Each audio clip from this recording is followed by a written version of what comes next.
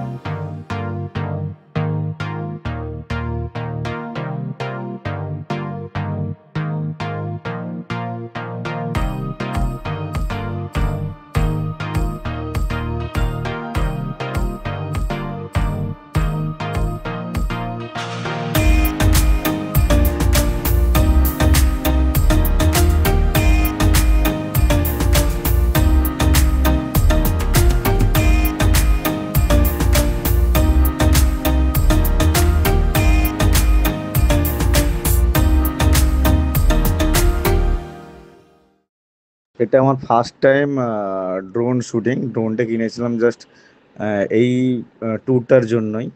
তো এরপরে আরও অনেক ড্রোনের ভিডিও আসবে।